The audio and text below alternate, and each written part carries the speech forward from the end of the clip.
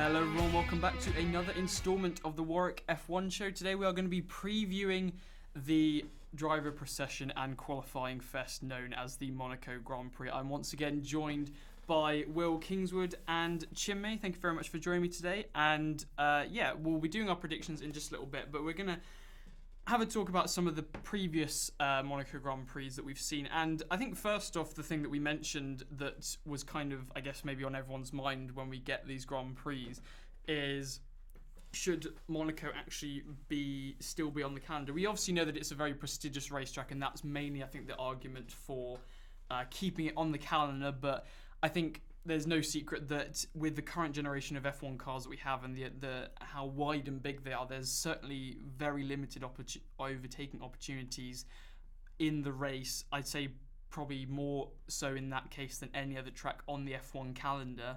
And so, but then, Will, I know you seem very keen to keep it on, and you think that that some of the races that it's been delivered have been exciting. Which, in fairness, I do think I do agree that some of the races that it has produced is good, which you wouldn't expect from a track like Monaco, I'd say.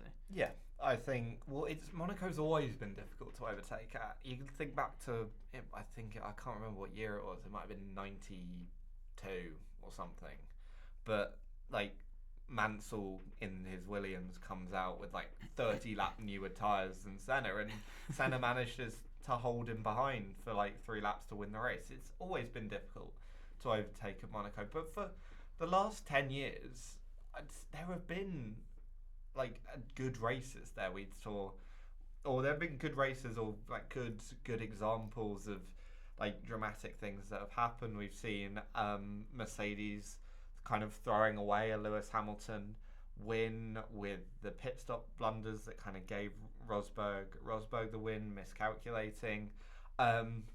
Equally, Hamilton regaining a win 2 years later in 2016 I think it was a year later in 2016 when Red Bull do exactly the same thing. Don't have the tyres ready, and Ricciardo loses that win. We've seen quali drama, obviously, with Rosberg. Could he have made the corner? Did he go straight down the escape road? We've seen again actually both Hamilton and Ricciardo managing to hold off drivers behind them that were much quicker for the last 2 years. We've seen rain. Obviously we saw rain in 2022, Perez taking his first win at the track. The rain coming halfway through in 2023, like the drivers having to keep it on the track. Obviously Verstappen wins, but with better strategy you might be seeing Alonso at the top step of the podium for the first time in 10 years. Like we've seen Leclerc's trials and tribulations with the track and with what he's had to kind of deal with to get those performances in place and get those results. And it's Monaco.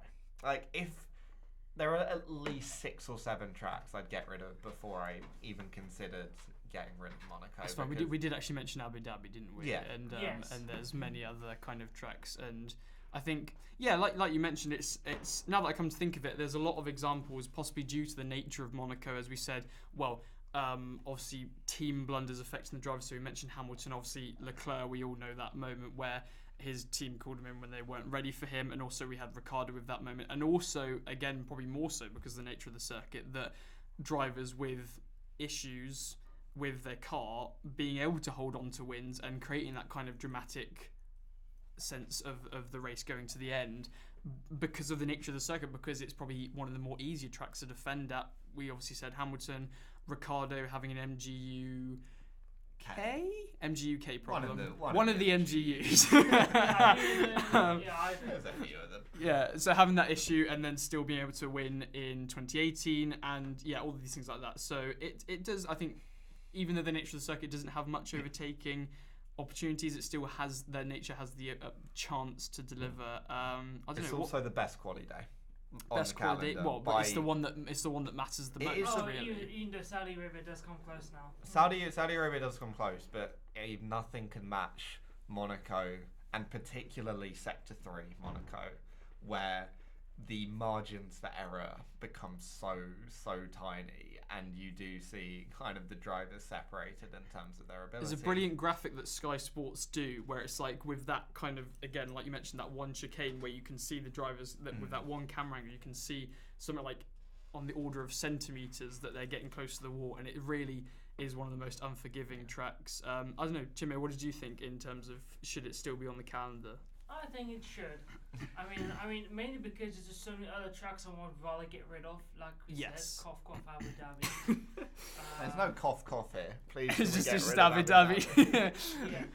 Yeah. Directors of F1 are listening to this, which I don't know why they are, but yes, please. I mean, like, you know, I'm just going through the calendar that, you know, I could get rid of Miami, to be honest. Yeah. Miami's one I'll get rid of. I'll probably get rid of Spain, which I'm a bit they are. This episode is now going to be what tracks would we rather get rid of ahead of Monaco? I think the point is, Monaco, like, is it going to be a classic race full of overtaking? No. Is it going to be much of a strategy race because the tyres don't last? No. But on every single lap, is there the opportunity that one driver could make one tiny mistake, clip a wall, and end their race? Yes. It's the possibility for Monaco. Sometimes that possibility doesn't play out.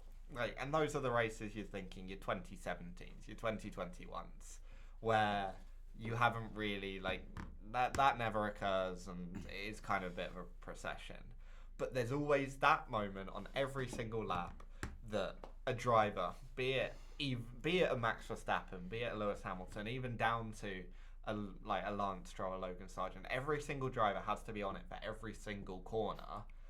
And if you make one mistake, your race is over. Logan Sargent this race is actually going to be providing our safety car for the race. Yes. So Logan, prove them wrong. But yes, you're right. There's certainly potential, I think, for a good race, and maybe we're due for one after we haven't since maybe the last two races have been pretty decent. They've been all right. Fair. Well, perhaps. I'm sorry. Last year, like, the rain is 10 minutes away. The rain is 5 minutes away. The rain is hit. That was entertaining. It was really entertaining. Fair enough. So and then I guess, I'd maybe mention some of the drivers and teams that this race is going to be super important for them. I think one that really springs to mind is Leclerc. Obviously, his home race and been screwed over on I can think of at least one occasion. And probably multiple others. And I think the team have screwed him once. He's screwed himself twice at least, and then he's been screwed by circumstances at least once or twice. And certainly that Ferrari car, especially from last week at Imola, which we talked about on our Imola review. You can go and check that out after this episode. But yeah, so the car is. The car has the potential to perform. Obviously, it will have to be. I don't think for Imola the Ferrari was, in the end, was right up there for qualifying. I mean, they looked very promising in practice, but it was certainly between the McLarens and Red Bull. So, and you'd argue that qualifying is going to be one of the most important parts for drivers wanting to get that win, as well as pit stops. Both of which Ferrari have not looked strong at for qualifying in last race and then for the pit stops in previous years. Do we think he actually has the potential? Yeah, there's no reason. It's Monaco. Anything can happen in Monaco, yes. And realistically, it more than likely, and obviously it's not always the case, but it does more than likely come down to which driver pulls it together on the Saturday. And we know Leclerc's really good in qualifying, so there's no reason that he can't pull a lap out the bag, and if he does, he's lining up first, hopefully stays there. That's because he's definitely get past the first corner and then and then he's got to kind of navigate the track. But if it all does come down to Saturday really, and that is, I guess you could use that as a criticism, but it makes Saturday more important. And if that's what it that's different from the rest of the season. And if he does it, then there's no reason he can't win. Fair enough. Yeah, I mean, yeah. So certainly the potential for Leclerc. I'd say also one driver that is very favourable at street circuits, which is Sergio Perez. No. Is this not the opportunity for him to bounce back? Oh no, it's the opportunity. I just don't think. You just don't think he'll take it. Okay, fair enough. That's we'll move on. If he proves me wrong, I'm perfectly willing to hold my hands up and say look, yes. We just I know was you wrong. love. Look, I know you love Yuki Tsunoda, but it's just Yuki he might Tsunoda be- podium. And yeah, can we think of any other drivers to honourably mention? The Mercedes, they are good either in fast or slow corners. You did mention this, yes. There are only slow corners at this track, so potentially they could Mercedes work out. podium. No, Mercedes will probably do something stupid. Isn't that one of your predictions, a Mercedes podium? Oh yeah, no, it is. So that's how unlikely we're thinking. It's called emotional hedging, where if I predict good but expect bad, one of them will go wrong. That's true. That's interesting. So so that's the drivers that we think that are perhaps particularly can keep an eye on throughout this race. But I think we'll move on to our predictions now. So obviously last time, I unfortunately Will Biddles could not be here today, so I'll take the place of him once again. I was, or Will was Verstappen, was able to pick Verstappen last week, so this time it is Chinmay's turn to pick Verstappen first. Yeah, it was whether I choose Verstappen first. I was leaving us on the edge of our seats here. I still think by the end of the season there'll be a point at which picking Verstappen isn't necessarily the most correct thing to do. It'll be it'll be less likely that it happens, but I still think it will take a lot for me to be convinced that he's not the favourite anymore. But yeah, Chinmay, if you wanted to go first and surprise us with your P1. My P1 is very surprising. It's Verstappen. Oh damn! Did not see that coming. Okay, but yeah, so Verstappen P1, and then if you want to do your top 5 as well. Yeah, sure. Verstappen, Norris, Piastri, Perez, and Sainz. So yeah, I'm basically just rejigging the order from last week. No, wait, I've kicked off Leclerc. So you don't think he's going to get top 5 in his home race? That's. I mean, it's Leclerc, and I'll explain later on. Should I do a 1, 2, and 3 now? Yeah, do the 1, 2, 3. Okay. Now. Yeah. Okay. Well, I'll do my 1 pointer. Is a non-top 3 team penetrates the top 6 in qualifying. Okay. Not sure about the word penetrates, but sure. Yes. Yeah. Yeah, I don't know. Yeah, bad choice of wording there. I feel like finishes or qualifies. Probably. So is it qualifying or finishes in the race? No, qualifies. Okay, fair enough. Right. Then my 2-pointer. Leclerc is ruined by Ferrari's strategy. Okay. That's them to drop out the top at this stage 5. It's like a 1 point, but yeah, we could have that as that's 2 points. A 2 point. Yeah. No, okay. because I'm going to say he drops out the top 5. Oh, so okay, you're right. Fair enough. So yeah, so drops out the top 5. That's fair enough. Yeah. That's in line with your top 5. Then you think that's what's going to happen in the race. And then it's kind of intertwined. And then my 3rd one is there has to be a red flag in every. There is a red flag every day. Okay. Okay. I think that's fair enough. That's fine. I'll go for mine now. So I pick 2nd. I've gone. I'm saying the complete opposite of Chinmay's. He reckons not a top 5. I'm saying P1. I think Leclerc will break his duck and potentially win his first Monaco Grand Prix, win his first home race. And I'd like to see it. I think it'd be nice to see. Then I've got Norris P2, Verstappen P3. Obviously, got to get that 1 point win. Then I've gone Hamilton P4. I think I'm not yet quite run out of my copium, so I've gone for a Mercedes P4 and Lewis Hamilton, and then Oscar Piastri in P5. Then my 1, 2, and 3. So for my 1 point, I've gone. Someone hits the inside wall in the swimming pool section. So everyone knows, like, if you've watched the Monaco Grand Prix before, you know that camera angle. That one camera angle. That's watching that. Someone will hit the inside wall, but won't necessarily DNF from it. So you've got to see the wall like flat. That's a good 1 point. So yes. But they won't necessarily DNF. I've continued with them on the Mercedes hype train with a Mercedes podium for my 2 point prediction.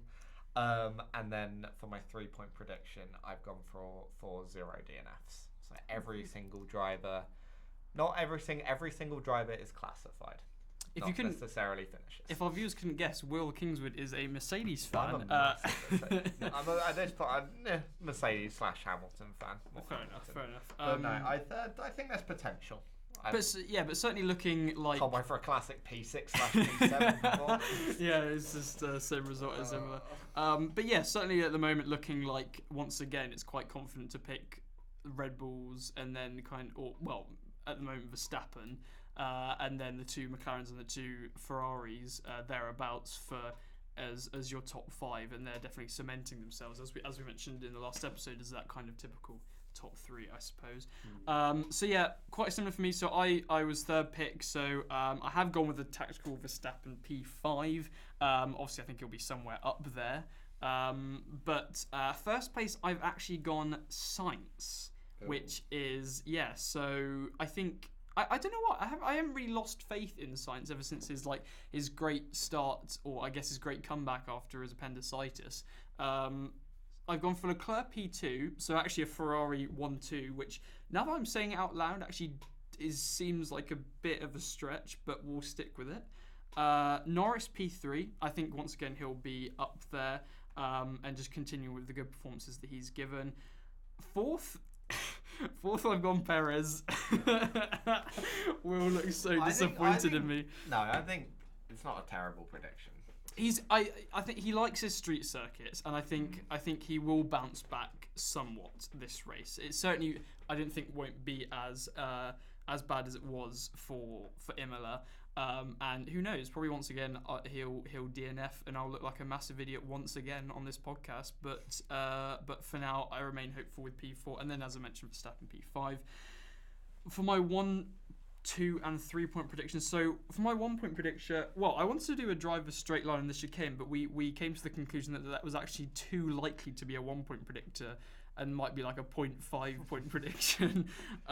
So I did 3 drivers will straight line the chicane, and then for my 2 point prediction, I've gone for I'm expecting a very boring Monaco Grand Prix, and I'm saying that there are 0 non-pit stop overtakes in the entire race. So I'm going purely after lap 1.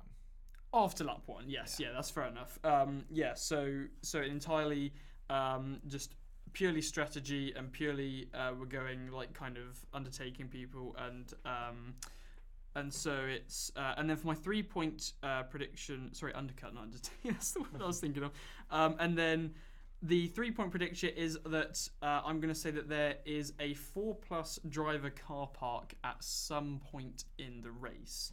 So possibly someone going off, and then drivers not anticipating that, and forming a bit of a car park. Okay. So, but yes, that was our predictions.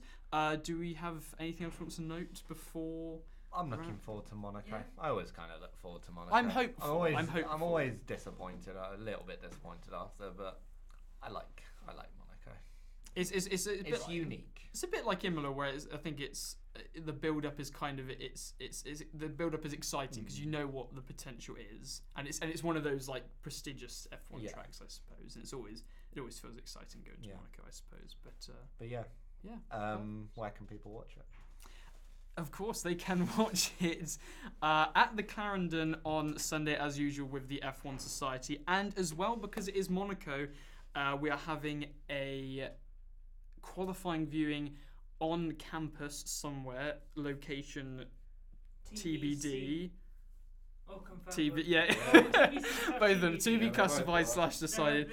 So that will be released on the Instagram and the Facebook as well. But yeah, we'll have a Saturday viewing on campus, as it is obviously, as we mentioned, a very important qualifying. And then make sure you're down to the Clarendon to watch the race on Sunday. But yes, thank you very much for listening. I've been your host, Callum. Thank you very much once again, Will and Chinmay, for joining me. And until next time, goodbye.